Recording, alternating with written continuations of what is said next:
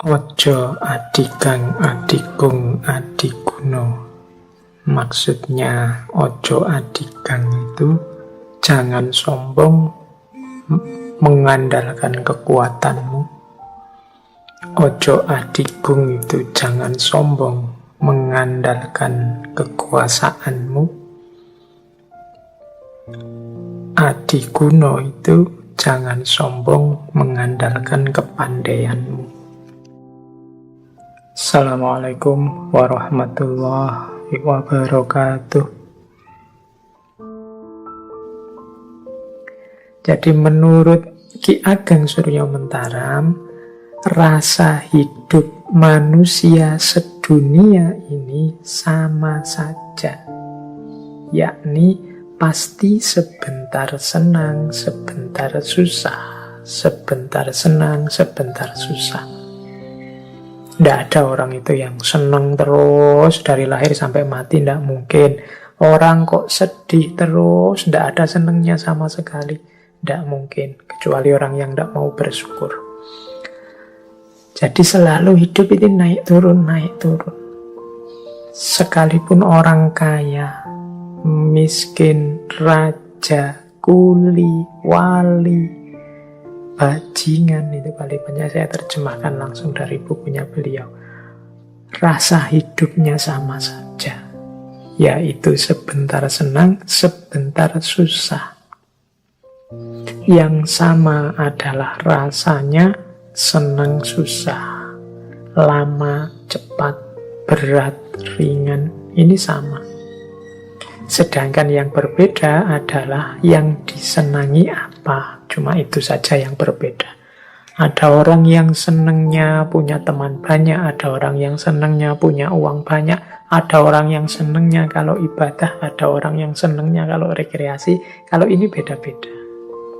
Tapi rasa sebentar senang, sebentar susah, ini semua orang sama. Oleh karena itu, kata Ki Ageng Suryo Mentaram, kalau kita sadar seperti ini, hidup slow saja, santai saja. Kita bebas dari iri, dari sombong, dari hasud, dari kebencian pada siapapun. Wong kita ini manusia sama saja. Engkau iri apa sih pada saudaramu? Mungkin saudaramu juga iri hal tertentu padamu. Kita hidup ini sama saja, masing-masing ada kelebihan, ada kekurangannya. Ada fase pasang, ada fase surutnya. Jadi hidup ini mari kita sikapi biasa saja, santai saja. Kalau bahasanya anak-anak hari ini slow way, karena semua orang sama saja. Tidak ada orang yang senang terus atau susah terus. Tidak usah iri, tidak usah dengki, tidak usah sombong. Coba dilihat putaran gambar itu yang di slide itu, yang kalau ini yang teori mulur mungkert tadi dari Ki Ageng Suryo Mentaram, untuk menggambarkan mengapa kok orang itu selalu ada senang dan susahnya. Ini bulatan ini silahkan dimulai dari mana saja. Misalnya hidup ini kita awali, kita punya cita-cita, kemudian cita-cita kita tercapai, akhirnya kan kita senang. Cita-cita tercapai, kita senang. Jangan lupa, ketika orang cita-cita A tercapai, biasanya dia tidak berhenti. Dia masih punya cita-cita lanjutannya. Misalnya, Pak, saya ingin lulus tercepat, terbaik. Misalnya. Tercapai, kan kita senang. Tapi kan itu belum titik. Setelah itu kan, karena saya lulus tercepat, terbaik, Pak, saya ingin dapat pekerjaan yang memadai, Pak. Nah, itu kan mulur lagi keinginannya. Yang tadinya seneng, sekarang mulai mulur. Ketika mulur, mungkin tidak tercapai. Jadi, senengnya terbatas. Sekarang ada keinginan baru. Ketika mulur, ini kan mulai sedih lagi. Apalagi kalau tidak tercapai. Tidak tercapai, dia jadi sedih. Ketika keinginan tidak tercapai, dia sedih. Sedih itu akhirnya apa? Mungkret. Mungkret itu yang tadi standarnya 100 sekarang diturunkan jadi 50. Misalnya tadi cita-citanya pingin dapat pekerjaan yang memadai, nggak dapat-dapat, akhirnya sedih. Akhirnya kan keinginannya berkurang, itu namanya mungkret. Misalnya, sudahlah Pak, ndak harus pekerjaan yang apa-apalah, yang penting ada pekerjaan saja, saya punya penghasilan saja, sudah bersyukur kok Pak. Nah, ketika mungkret berkurang, akhirnya tercapai. Wong ya asal ndak males saja kan pekerjaan banyak. Ketika tercapai seneng. Ketika sudah seneng kan terus mulur lagi. Mosok sih aku cuma hanya ini pekerjaanku. Kalau semakin ditambah mungkin semakin enak untuk hidupku. Nambah lagi, mulur lagi. Mungkin tidak tercapai lagi, akhirnya sedih. Ketika sedih, mungkret lagi, menyusut keinginannya. Nah, ketika menyusut, tercapai, terus seneng. Ketika seneng, berkembang keinginannya. Mulur. Tidak tercapai, akhirnya sedih. Menyusut, ketika menyusut tercapai. Hidup ini ya siklus antara seneng dan susah. Dinikmati saja prosesnya, perjalanannya. Nah, ini nasihat dari Ki Ageng Suryamentara. Ini ada kalimat yang saya suka dari beliau, malam hari ini saya bawa. Kata beliau, Ki Ageng Suryamentara, di atas bumi ini dan di kolong langit ini tidak ada barang yang pantas dicari, dihindari, atau ditolak secara mati-matian. Meskipun demikian, manusia itu selalu berusaha mati-matian untuk mencari, menghindari, atau menolak sesuatu. Walaupun kadang memang tidak sepantasnya dicari, ditolak, atau dihindari. Padahal apa yang dicari atau ditolaknya itu tidak menyebabkan orang bahagia dan senang selamanya atau susah dan celaka selamanya. Tetapi pada waktu orang menginginkan sesuatu, pasti ia mengira atau berpendapat bahwa jika keinginanku tercapai, tentulah aku bahagia dan senang selamanya. Dan jika tidak tercapai, tentulah aku celaka dan susah selamanya. Ini karakternya manusia. Padahal menurut Ki Ageng Suryamentara, mbok yo jangan begitu.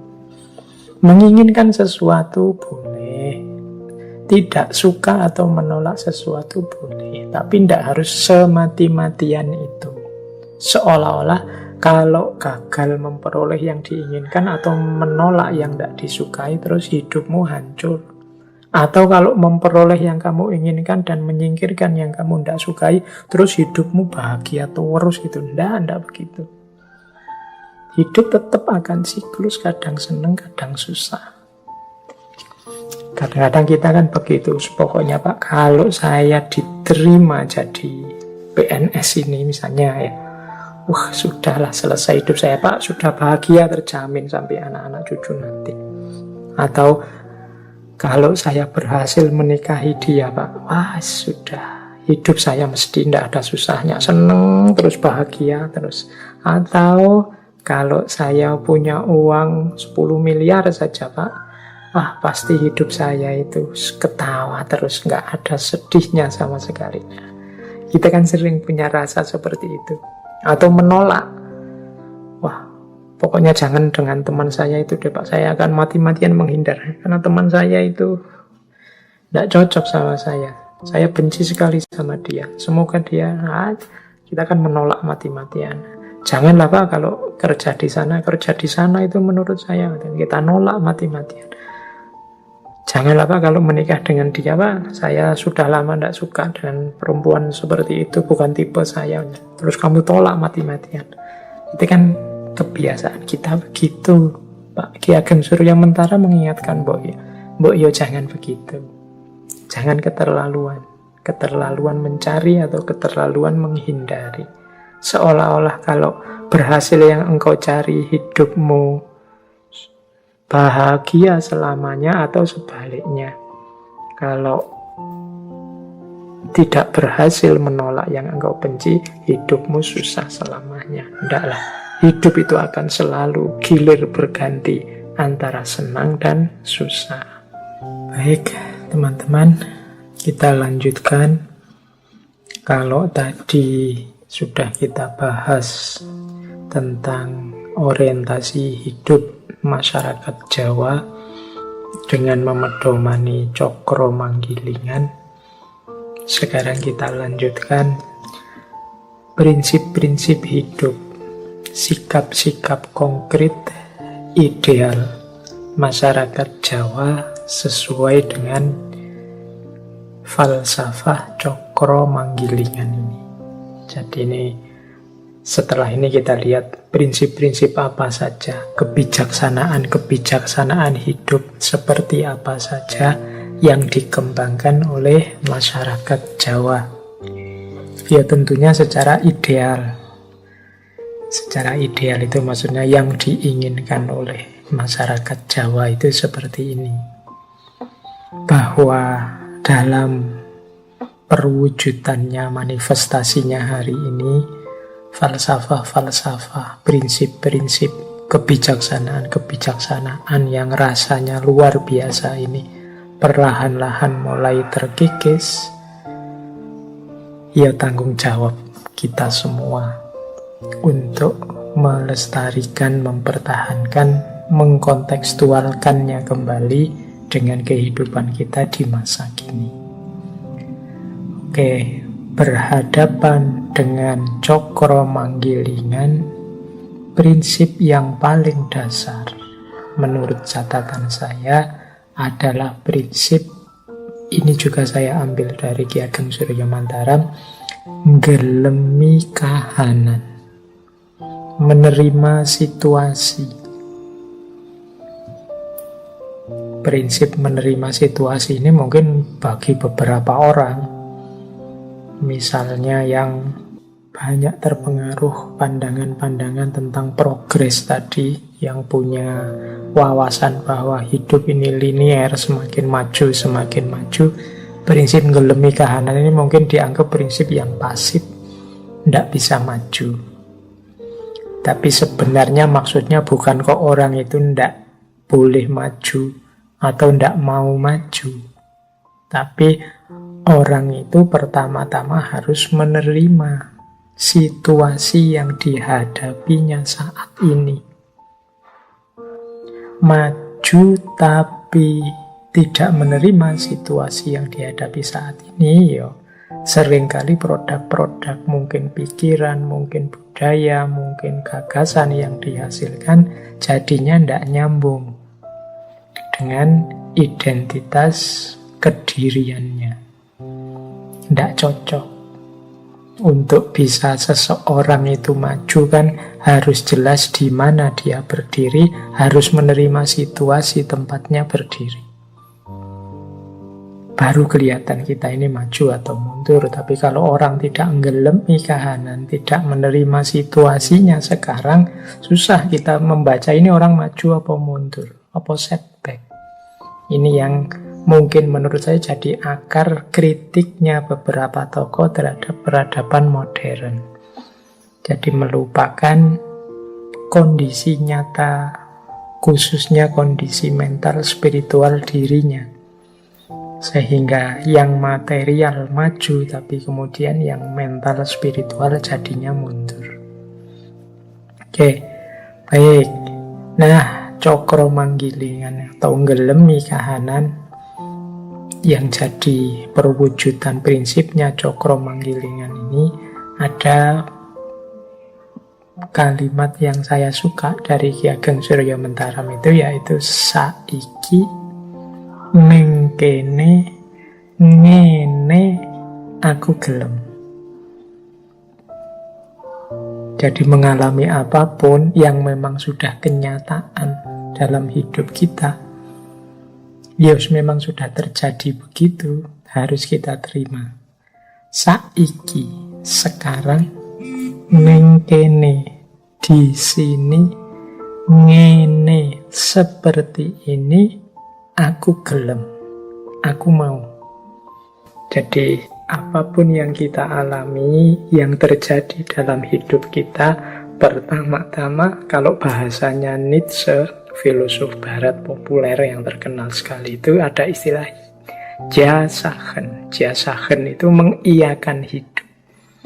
Itu sama dengan menggelemi kahanan ini. Jadi apapun peristiwa, apapun situasi yang kita hadapi, iakan dulu. Wong ya memang faktanya begitu, kenyataannya begitu. Baru setelah itu ingin kita perbaiki kah, ingin kita kembangkan kah, ingin kita lebih maju lagi kah, ya monggo. Tapi tetap pertama-tama harus nggelemi kahanan saiki, di sekarang. Jadi tidak usah nunggu nanti besok-besok atau hidup di masa lalu kemarin-kemarin. Ndak. Ya wis, kenyataannya sekarang apa? Neng kene itu di sini.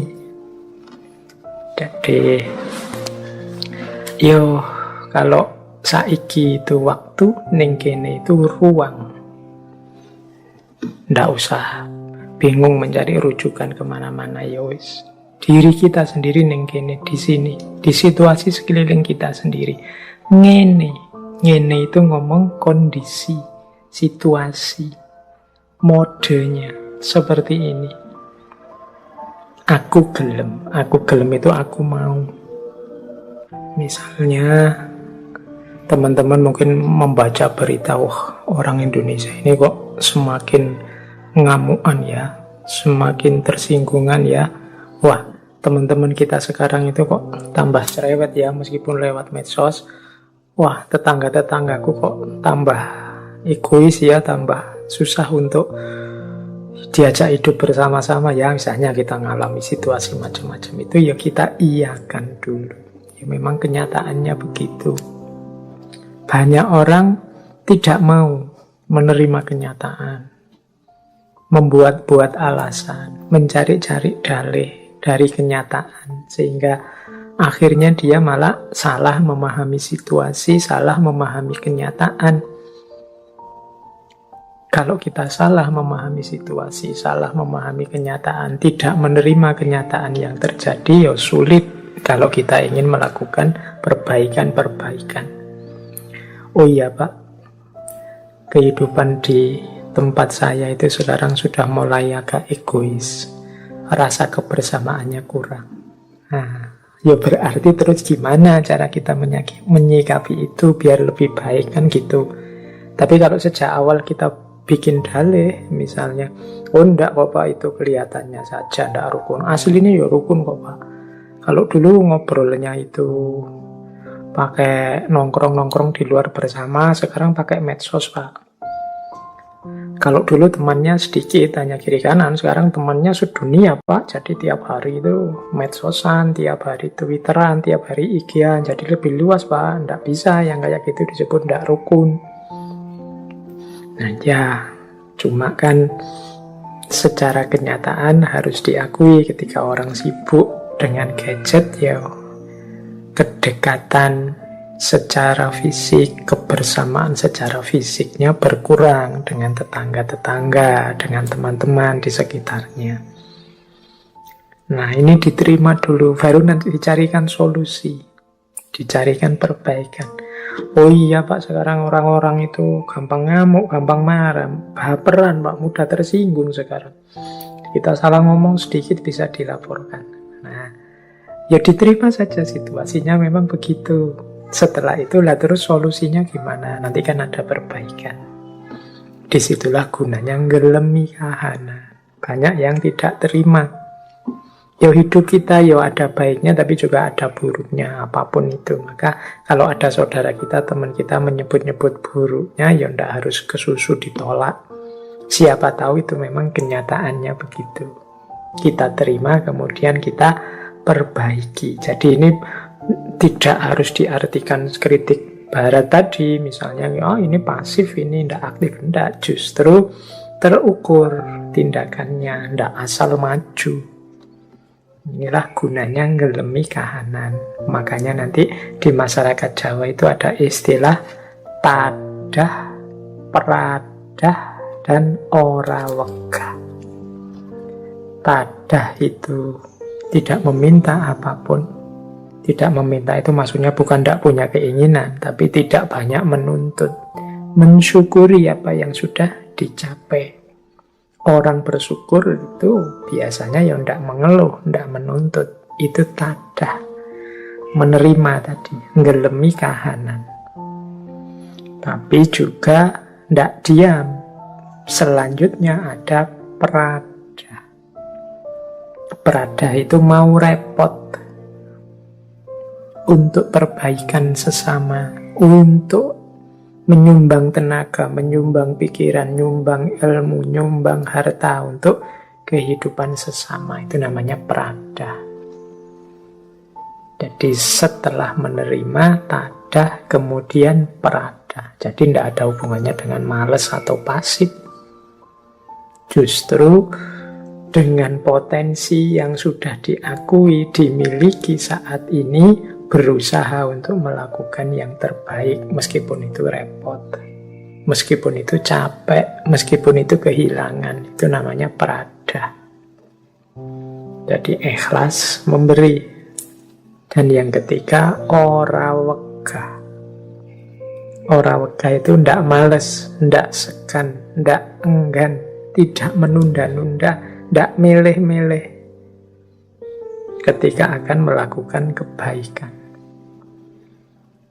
Jadi tidak hanya rebahan, ngerti ribuan jutaan konsep kebaikan, ngerti ratusan hikmah kebijaksanaan, kalau tidak diterjemahkan dalam kehidupan nyata sehari-hari, kalau kita hanya wegah saja, males, menunda-nunda, menunggu-nunggu besok saja, nanti saja, atau milih yang enak-enak saja, itu juga namanya wegah. Belum disebut terpuji. Yang terpuji itu ya tadah, pradah, ora wegah. Jadi setelah tadah menerima kahanan, nggelemi kahanan, setelah itu pradah, mau repot, ikhlas memberi untuk sesama, dan yang ketiga, ndak males, ndak enggan, tidak menunda-nunda, tidak memilih-milih. Saiki ning kene ngene aku gelem. Sekarang di sini seperti ini aku mau. Ini penerjemahan Cokro Manggilingan dalam kehidupan sehari-hari. Jadi kita terima situasi kita hari ini, kita bergerak dalam prada, sehingga roda terus akan berputar. Oke, terus yang kedua, menyikapi cokro manggilingan, roda yang selalu berputar, ada 3 prinsip yang terkenal sekali di tengah masyarakat Jawa, yaitu ojo dumeh, eling, dan yang ketiga waspodo. Ini di hampir semua tema kita yang membahas tentang falsafah Jawa, selalu saja muncul kata-kata ini. Dulu kita pernah belajar wulang reh, kita pernah belajar Wedotomo, dan banyak lagi serat-serat Jawa yang lain. Di hampir semua serat Jawa yang kita bahas, selalu saja ada ojo dumeh, eling, lan waspodo. Dulu pun waktu kita membahas tentang Semar juga ada 3 kalimat ini, 3 kata ini. Ini juga manifestasi dari orang yang punya kesadaran cokro manggilingan. Jadi yang pertama, ojo dumeh itu jangan mentang-mentang, jangan sombong.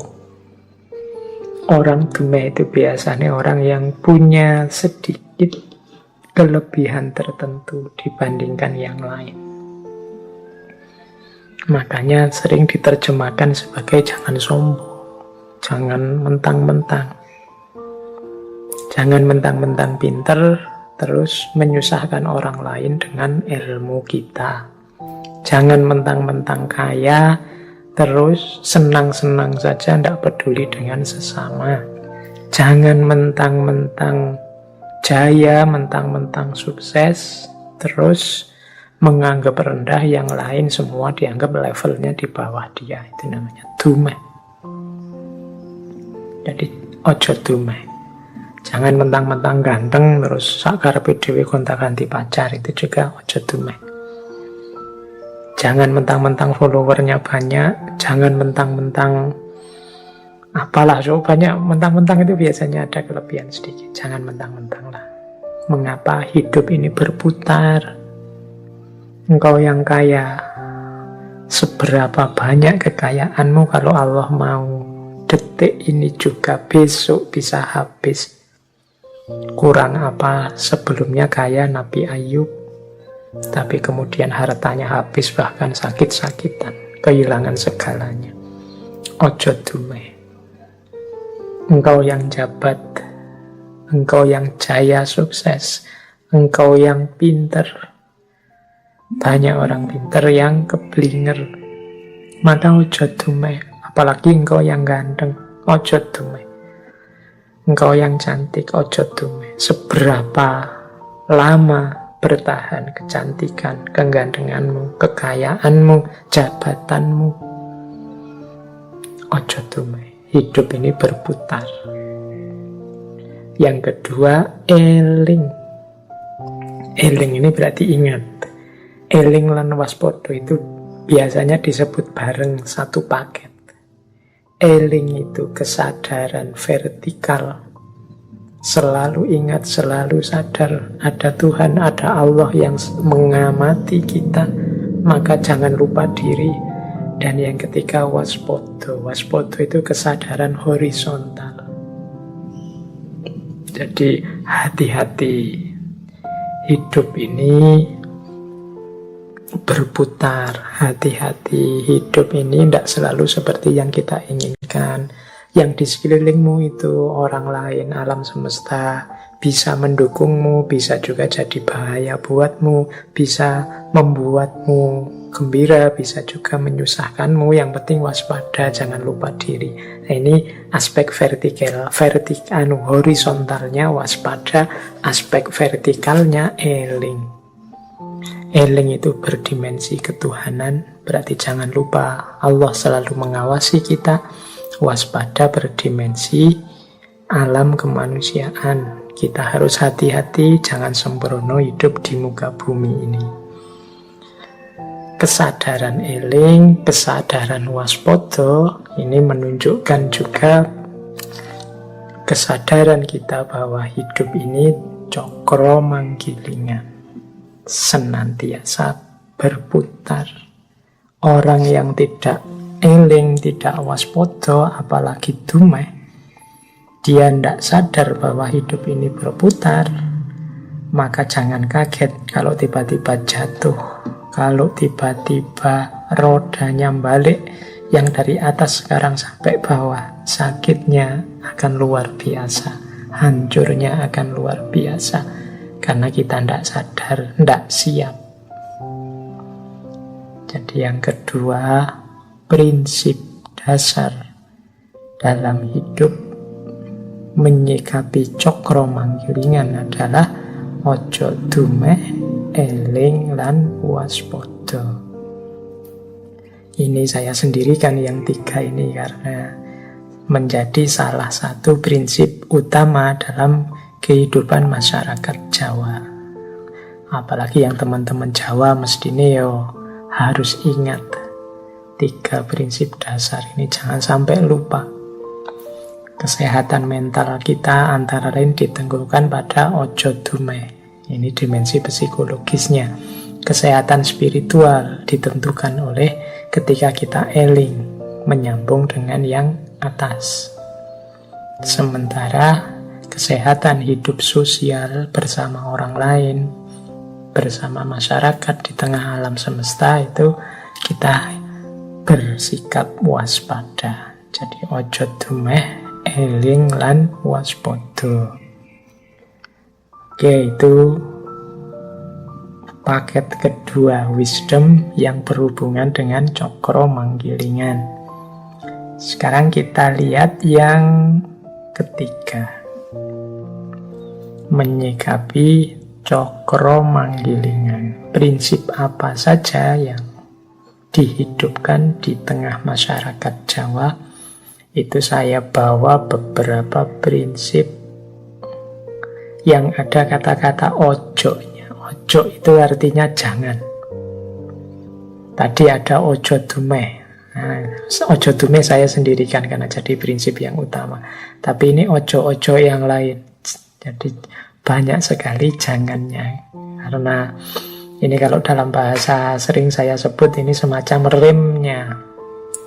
Silahkan lakukan apa saja asal rimnya paten. Rimnya paten itu berarti jangan nabrak hal-hal ini.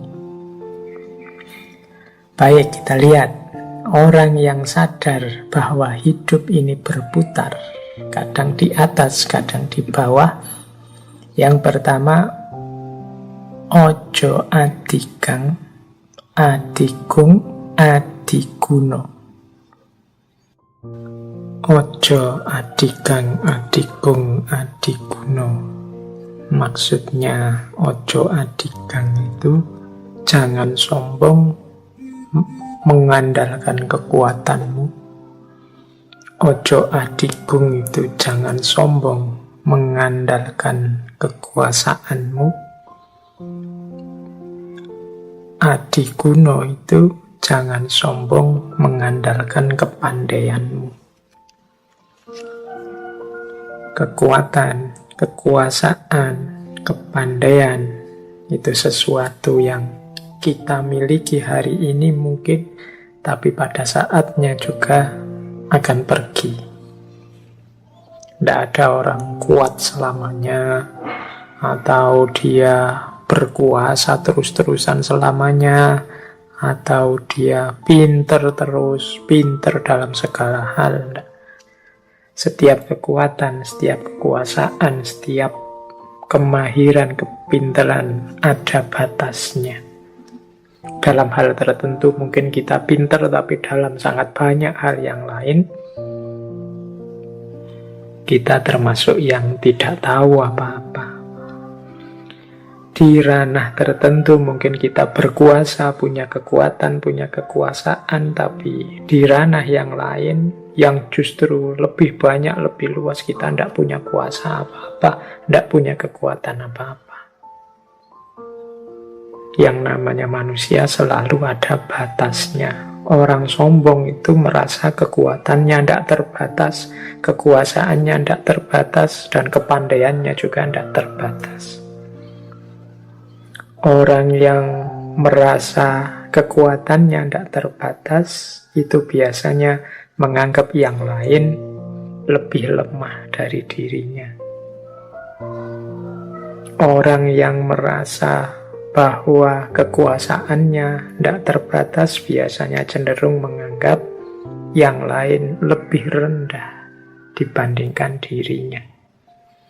Sementara orang yang merasa sangat pandai, kepandaiannya tidak terbatas biasanya cenderung menganggap yang lain lebih bodoh, lebih keliru, lebih sesat daripada dirinya. Ini memanifestasikan orang yang tidak sadar bahwa hidup itu muter. Tadi di atas saya bilang, kalau Allah mau kekuasaan, kekuatan sedahsyat apapun bisa satu detik hancur. Bagaimana ceritanya misalnya Raja Namrud zaman Nabi Ibrahim yang meninggal karena seekor nyamuk. Kurang dahsyat apa seorang raja kalahnya sama nyamuk? Kurang merasa besar apa manusia modern dengan segala kedahsyatan teknologinya? Kita merasa menguasai bumi dan seisinya, ya kalahnya melawan bahkan lebih kecil dari nyamuk, virus namanya COVID-19. Jadi tidak pantas kita itu sombong, tidak pantas kita itu merasa pintar, merasa kuat, merasa besar. Itu yang pertama. Ojo selanjutnya, ini paket ojo-ojo, ini paket jangan-jangan. Ojo gumunan, ojo getunan, ojo kagetan, ojo aleman. Ojo gumunan itu mudah kagum, Ada apa-apa dikit, wow, ada apa-apa dikit, wow.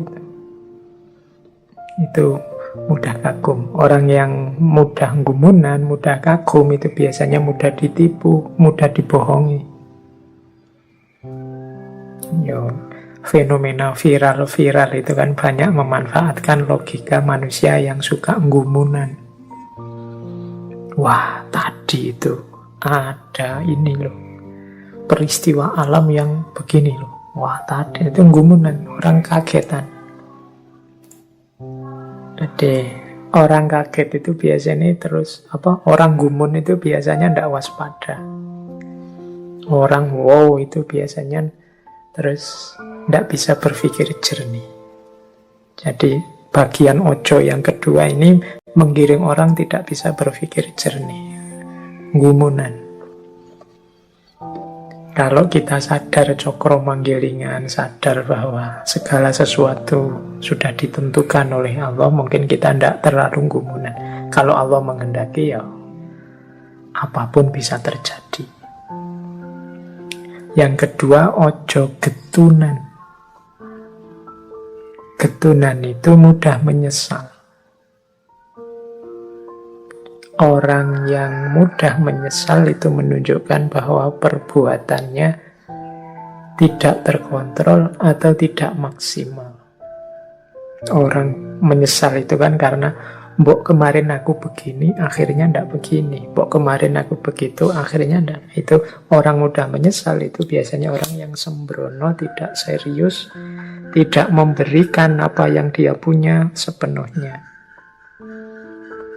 Ujian misalnya, ala ujian aja dikerjakan sak-sae, yang penting lulus ya wis. Akhirnya nilainya jatuh. Nah, itu kan kita menyesal.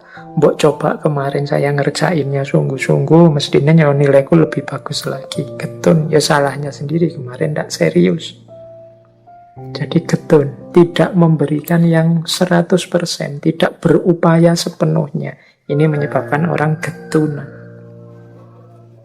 Jadi cirinya orang getun itu menyesali masa lalu.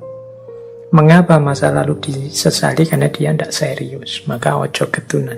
Berarti apa? Berikan sepenuhnya apa yang engkau mampu. Kemudian ojo kagetan. Ojo kagetan ini jangan mudah kaget. Biasa saja. Di dunia ini apa sih yang tidak mungkin? Kalau sering-sering kaget jadinya kita tidak waspada. Mudah ditipu orang, mudah ditrik orang. Tiba-tiba ada WA, selamat, Bapak memenangkan undian sebesar 750 juta. Oh, itu kaget, waduh, jangan-jangan aku menang beneran ini. Jangan-jangan, enggak lah, biasa saja. Sekarang banyak yang kayak gitu, nipu-nipu.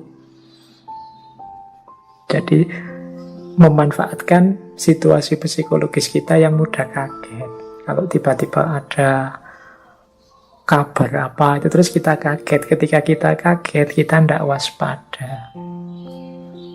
Ada ya hari ini banyak itu yang lewat medsos itu tiba-tiba juara 1 atau kadang ngeri itu anak bapak kecelakaan. Itu kalau kita kaget. Ketika kita kaget kehilangan kewaspadaan, tidak bisa waspada. Maka jangan kagetan, terus berpikir yang jernih, yang waspada. Yang keempat, ojo aleman. Ojo aleman itu jangan manja. Atau kadang juga diterjemahkan jangan senangnya dipuji saja. Orang aleman itu orang yang selalu minta dilayani. Jadi harusnya dia bisa memenuhi sendiri, dia nunggu dipenuhi orang lain. Itu kan bukan tugas saya. Meskipun sebenarnya kalau dia tandangi ya beres, tapi aleman. Jatahku kan cuma ini. Itu kan tugasnya dia misalnya. Jadi tidak ringan tangan. Dan dia inginnya dilayani terus. Itu aleman. Jangan aleman. Orang aleman itu berarti dia tergantung pada orang lain. Tidak mandiri. Meskipun tadi diartikan suka dipuji, orang suka dipuji juga berarti hidupnya tergantung pada orang lain. Tidak mandiri versi dirinya. Nah, jadi yang kedua, ojo kagetan, ojo gumunan, ojo getunan, ojo aleman. Ojo gumunan, jangan mudah kagum. Ojo getunan, jangan mudah menyesal. Ojo kagetan, jangan mudah kaget. Ojo aleman, jangan manja. Terus, paket ojo selanjutnya. Ojo ketungkul marang kalungguhan, kadonyan lan kamareman. Jangan ditaklukkan oleh kedudukan, keduniaan, harta benda, dan kemareman, kesenangan. Jadi hidup kita tolong jangan diperbudak oleh posisi atau jabatan atau kedudukan. Jangan diperbudak oleh harta, jangan diperbudak oleh kesenangan saja. Diperbudak itu berarti kalungguhan, kadonyan, kamareman itu yang menyetir kita. Bukan kita yang menguasai kedudukan, harta, dan kesenangan. Bukan kita yang mengendalikan kesenangan, tapi kesenangan yang mengendalikan kita. Dikendalikan oleh kesenangan itu ya berarti hidup kita itu yang kita tuju seneng terus. Kita tidak bisa ngerem kesenangan. Kalau sudah seneng itu terus yang dicari, dikejar sampai lupa segalanya. Itu berarti kita disetir oleh kesenangan. Kalau sudah begitu ya berarti kita tidak sadar cokro manggilingan. Hati-hati, hidup itu berputar. Kadang orang mencari kesenangan saja, jatuhnya malah kesusahan yang tidak ada akhirnya. Kadang orang mencari kedudukan, jabatan, lupa segalanya, hanya mikir jabatan saja, akhirnya jatuhnya malah kehinaan. Banyak orang mengejar harta, menghalalkan segala cara, akhirnya malah jatuh miskin. Maka ojo ketungkul marang kalungguhan, kadonyan lan kamareman. Ini diingat-ingat prinsip ini ya teman-teman, apalagi yang ini menjelang era-era mau berjuang, mungkin sudah lulus kuliah, mau bekerja, mau menikah, membangun rumah tangga, dan seterusnya. Ojo ketungkul marang kalungguhan, kadonyan lan kamareman. Saya lanjutkan, ini waktunya tambah lama, tambah menipis. Ojo keminter, mundak keblinger, ojo cidro, mundak ciloko. Keminter atau kuminter itu maksudnya kalau di bahasa Indonesia kan sekarang mungkin sok pintar. Sok pintar itu sebenarnya ndak pintar, tapi gayanya kayak orang pintar. Nah itu namanya keminter. Ndak menguasai ilmunya, ndak ngerti teorinya, tapi gayanya kayak orang yang sudah ahli. Nah itu namanya keminter. Hati-hati, ojo keminter, mundak keblinger. Nanti engkau akan sesat loh. Jadi keblinger itu ya terbelokkan. Terbelokkan itu ya tersesat.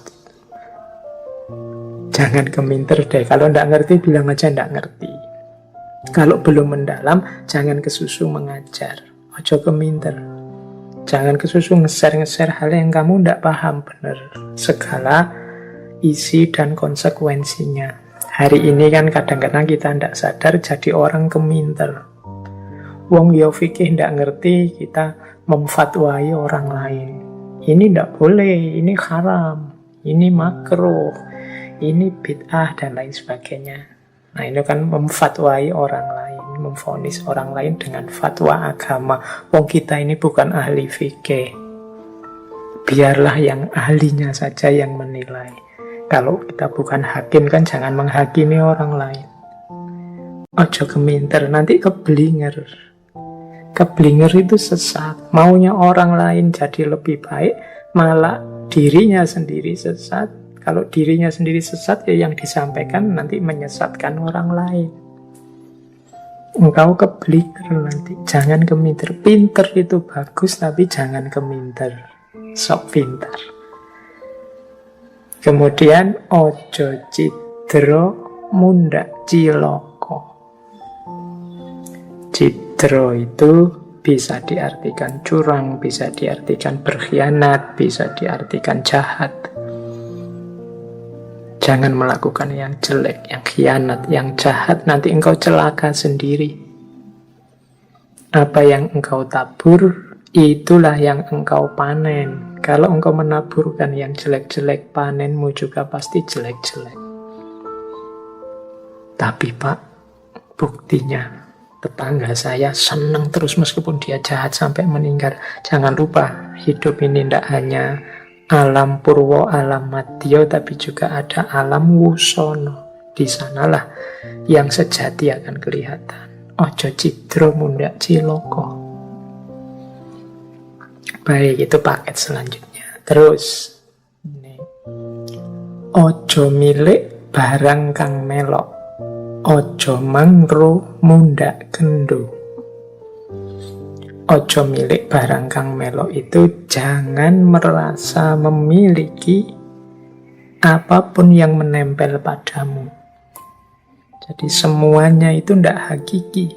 Jadi ojo milik barang melok itu jangan merasa hartamu, kedudukanmu, jabatanmu, kemuliaan, kehormatan dari masyarakatmu itu kan hal-hal yang engkau miliki sekarang, yang melok padamu. Dia hanya melok ikut, tapi bukan milikmu. Jangan merasa milik. Bahkan termasuk anak istri. Ya kalau bahasa lain itu semuanya hanya titipan dari Allah. Tugas kita mengelola sesuai dengan amanat yang punya. Ya yang punya Allah. Amanatnya Allah kita jalankan. Kita dititipi istri, dititipi suami, dititipi anak, dititipi harta, dititipi jabatan. Semuanya harus kita kelola dengan baik sesuai keinginan yang nitipi. Maka ojo milik barang kang melok. Jangan diperlakukan seperti milikmu. Tetap sadarilah bahwa itu hanya titipan. Jadi caramu memperlakukan sesuai yang nitip. Yo, kalau teman-teman nanti ada di kajian-kajian tasawuf ini lebih dalam. Bagaimana kita jangan terikat, jangan melekat dengan dunia. Kemudian ojo mangro mundak kendo. Jangan mendua, maka akan kendo. Kendo itu kendor. Kendor itu berarti tidak fokus. Mangro itu tidak fokus, mendua. Terlalu banyak pertimbangan, akhirnya tidak jalan, tidak fokus. Akhirnya lelet dalam perjuangan. Iya Pak ya, saya bisa ini, bisa itu. Enaknya gimana? Memang pikiranmu bercabang-cabang, tidak fokus, akhirnya tidak jalan-jalan. Saya mau sih Pak, serius, tapi nanti efeknya begini ya Pak. Kalau yang ini bagus juga, tapi efeknya begitu. Kadang-kadang ini hanya membingungkan kita saja. Maka mantapkan, kalau menurutmu itu sebuah kebaikan, kebenaran, ya resikonya pasti saja ada. Tidak ada yang perfect. Ambil saja, jalan. Jangan terlalu banyak berpikir neko-neko. Ojo mangro, mundak kendo, mendua. Komitmennya double-double. Nah itu biasanya terus kendor. Tidak ada yang 100% semua. Ojo gigi mongso. Ojo gigi mongso itu jangan terlalu ambisius. Jadi ojo gigi mongso itu ya jangan terlalu berambisi tentang sesuatu. Dunia ini cokro manggilinya. Kalau saatnya memang engkau di atas, ya akan di atas. Kalau saatnya hal itu memang jatahmu, takdirmu, yang akan engkau alami. Ojo gigi mongso. Punya cita-cita boleh, punya keinginan boleh, tapi jangan ambisius. Jangan mewajibkan sesuatu yang di luar kekuasaanmu. Pokoknya saya tahun ini harus sudah naik haji. Ya iso, sekarang yang sudah terdaftar saja bisa mundur karena virus corona.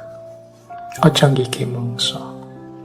Saya harus jadi yang nomor 1 di dunia sekarang ini, Pak. Ojo nggih mongso lah.